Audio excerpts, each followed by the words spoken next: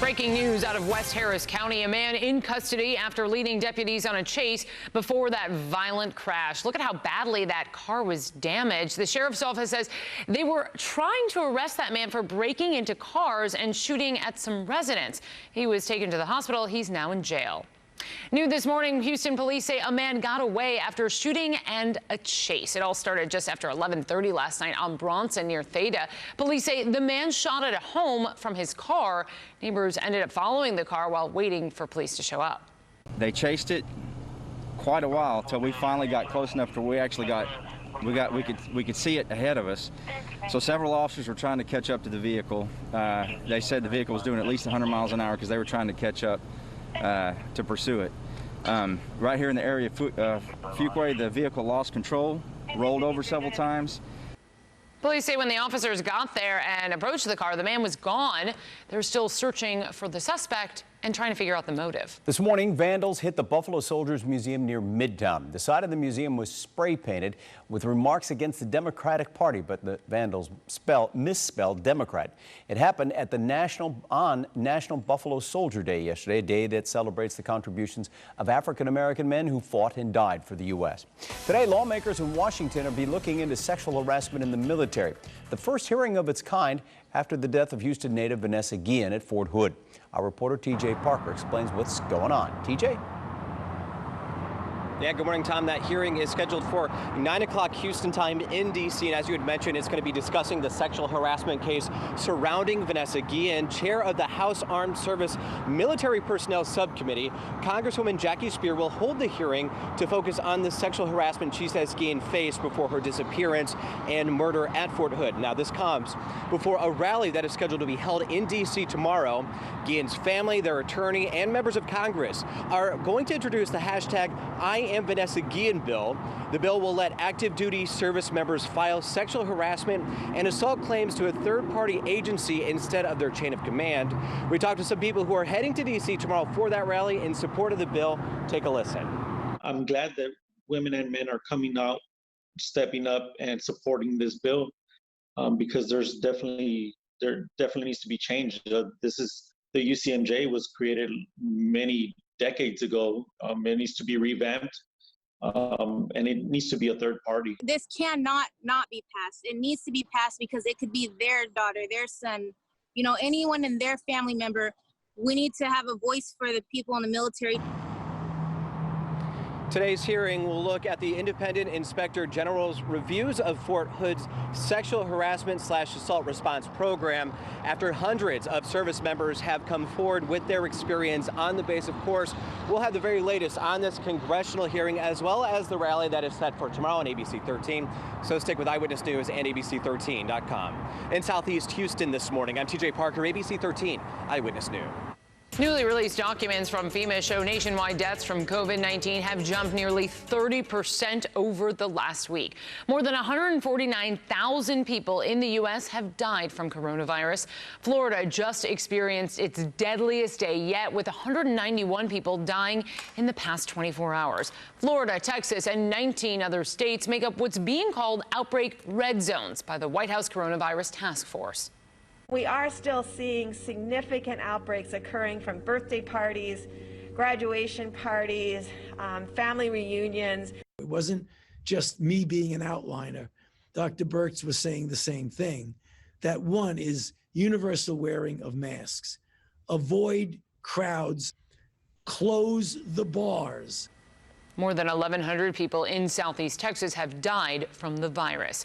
With your child's school year quickly approaching, the TEA is now weighing in. ABC 13 reporter Charlie Edsity live to explain. Charlie, the agency had to clear up one of its statements about funding that people were talking about.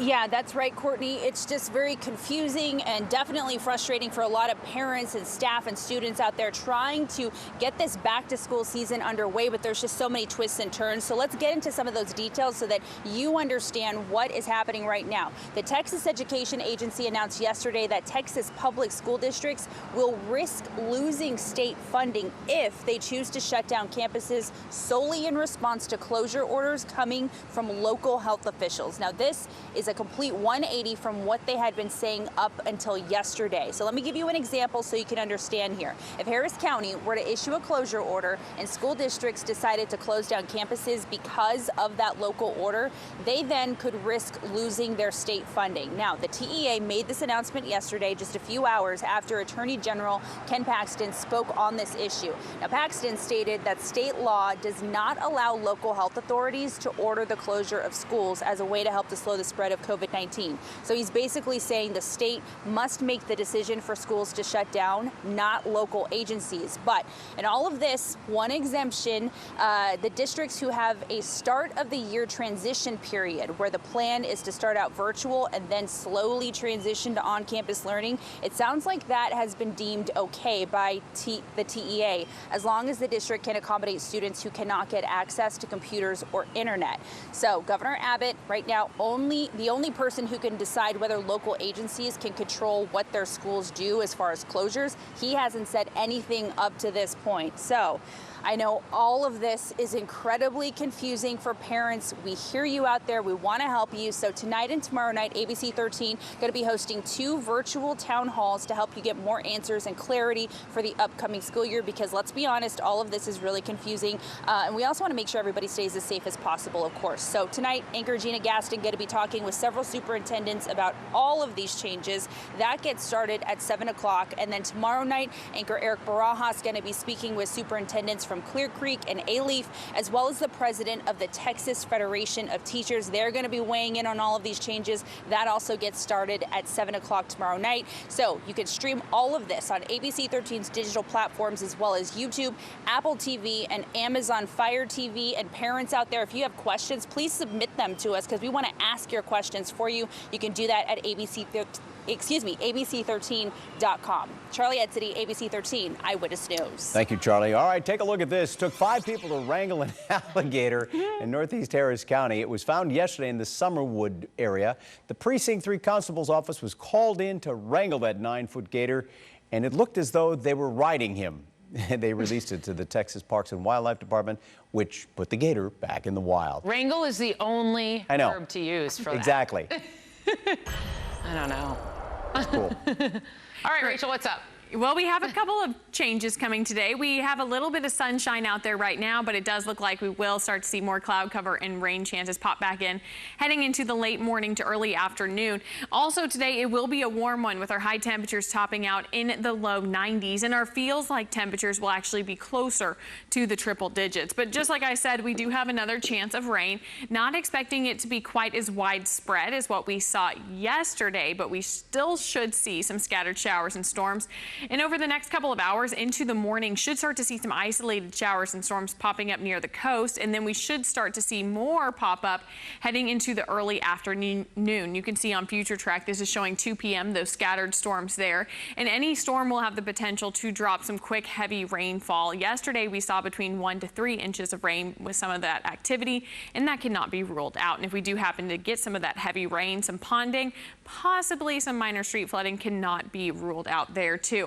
Then as we head into the rest of tonight, we should start to see that activity drop on down, but rain chances don't completely drop out of the forecast quite yet.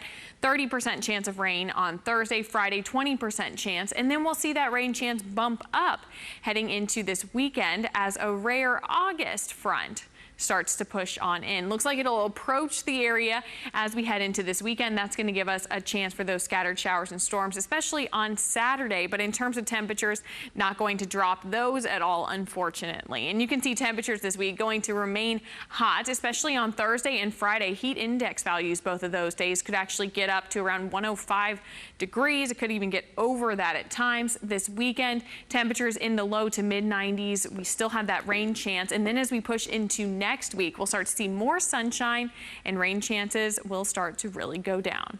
All right, that's all the time we have for the news this morning. We hope you have a great Wednesday, everybody. Have a great day. Stay dry out there.